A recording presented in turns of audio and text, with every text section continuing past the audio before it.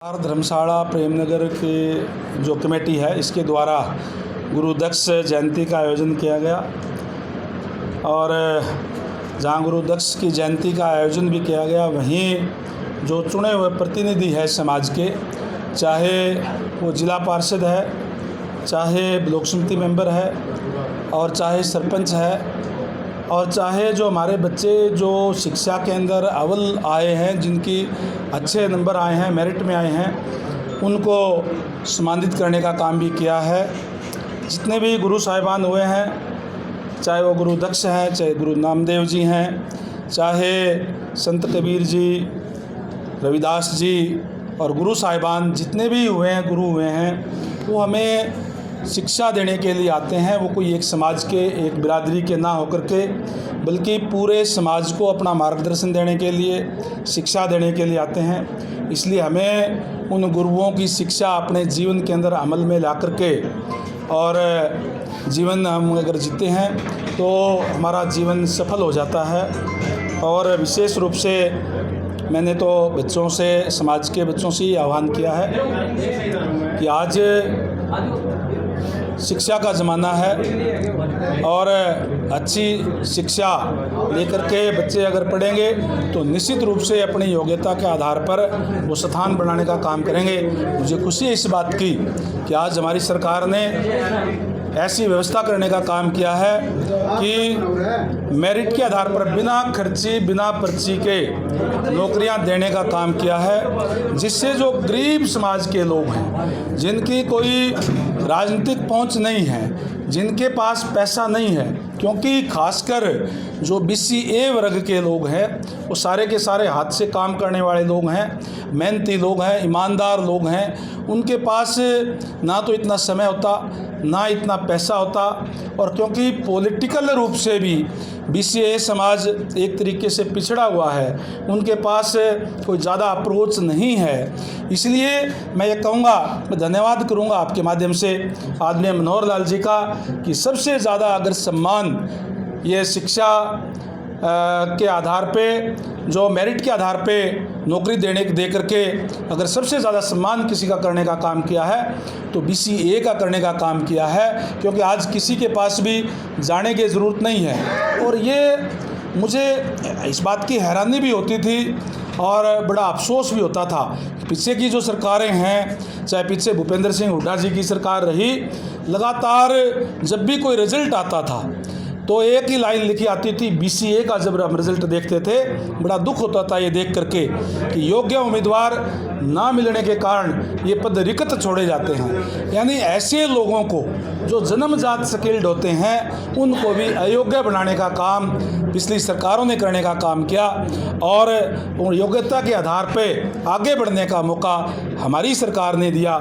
इसके लिए मैं माननीय मुख्यमंत्री महोदय का आभार भी व्यक्त करता हूं। और आज मुझे खुशी इस बात की बताते हुए कि आज BCA के लोग जो है वो ना केवल BC कोटे में ही, बल्कि क्योंकि जैसे मैंने पहले कहा ये जन्मजात स्किल्ड होते हैं, चाहे कोई बर्तन बनाता है, कोई कारपेंटर का काम करता है, कोई बाल काटने का काम करता है, कोई बर्तन बनाने का काम करता है, कोई और जो दूसरे हाथ से काम करने वाले लुहार है, सुनार है, इस टाइप के जो हाथ से काम करते हैं, जन्मजात स्किल्ड होते हैं। और इन लोगों को अयोग्य बनाने का काम किया था। योग्य लोगों को आज वो अपनी योग्यता के दम पे जनरल के अंदर भी स्थान बना रहे हैं। उदाहरण आपके सामने मैं मेरे हल्के का दे सकता हूं कि 2 सगे भाई जो BCA से संबंधित रखते हैं आर्यनगर के, HCS जो हरियाणा प्रदेश की सबसे बड़ी नौकरी है उसके अंदर भर्ती हुए।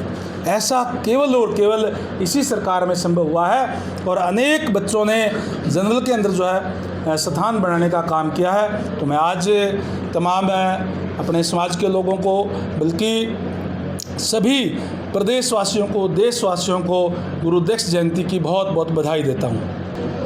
माटी कला बोर्ड का चेयरमैन अभी आपके मेरे साथ ही बैठे हैं, ईश्वर मालवाल जी, इनको बनाया गया है। मैं इनको बहुत बहुत बधाई भी देता हूं और धन्यवाद भी करता हूं माननीय मुख्यमंत्री महोदय का कि जो कई मांगें खासकर प्रजापति समाज की थी, तो विशेषकर चाहे वो ज़मीनों का मुद्दा था, चाहे क्योंकि पुराने समय से जो मिट्टी का बर्तन बनाने का काम करते हैं वो हाथ से करने वाले काम लोग। आज मशीनी युग है और इस मशीनी युग के अंदर आगे बढ़ने के लिए प्रतिस्पर्धा का टाइम है, उसके लिए हमें मशीनी युग की तरफ जाना पड़ेगा।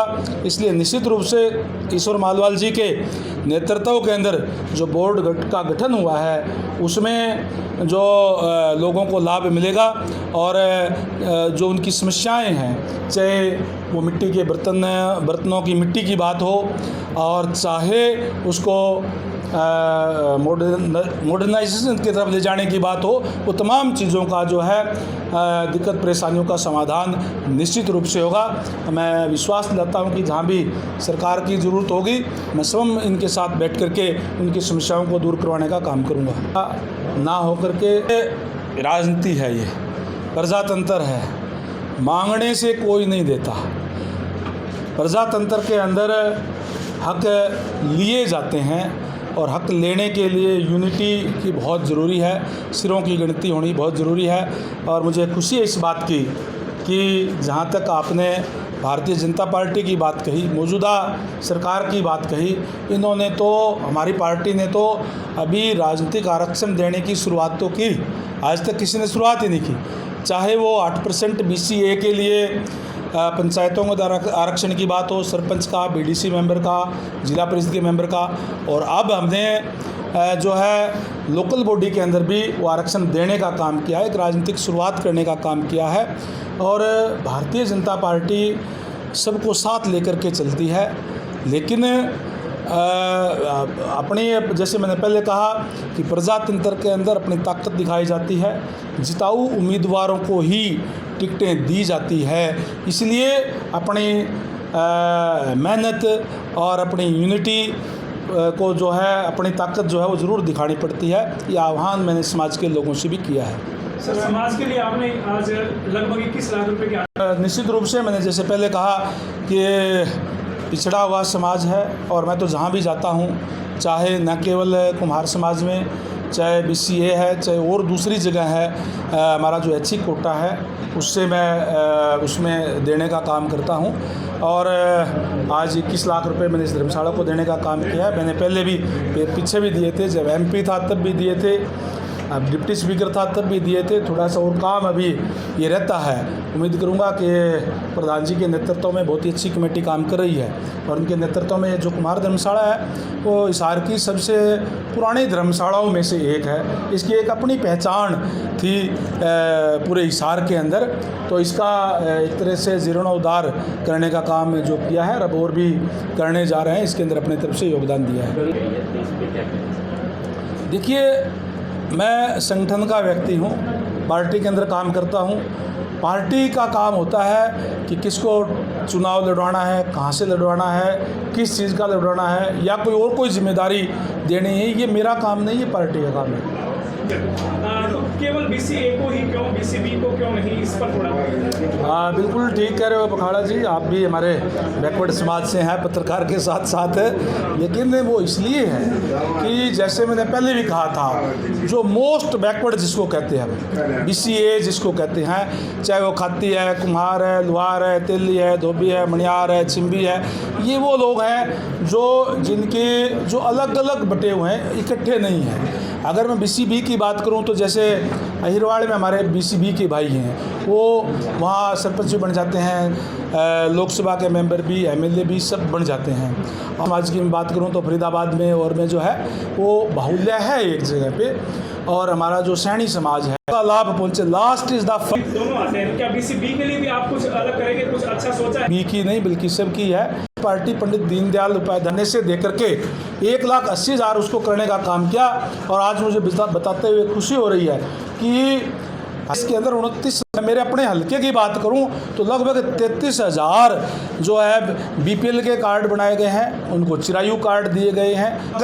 है सबका स्वागत है, सारे अपने अपना कार्य में लगे हुए हैं। लेकिन जहां तक आपने कांग्रेस पार्टी की बात कही, कांग्रेस पार्टी के साथ हमें लड़ने की ज़रूरत नहीं है, वो तो एक दूसरे को खुद निपटाने का काम करेगी, क्योंकि वो गुटों में बटी हुई है। जहाँ तक भूपेंद्र सिंह हुड्डा जी की बात कही, वो तो अपने पिता पुत्र की पार्टी, हम ही नहीं कह रहे, उनकी पार्टी के लोग कह रहे हैं। और इसी तरीके से शैलजा गुट अलग है, सुरजेवाला जी का अलग है, किरण चौधरी का अलग है, अलग अलग गुटों में बटी हुई है। एक दूसरे को निपटाने का काम वो खुद ही कर लेंगे, हमें कोई ज़रूरत नहीं है। हमने तो लोगों के कार्य किए हैं, लोगों को विकास करने का काम किया है। लोगों के विकास के नाम पर हम लोगों के बीच में जाएंगे।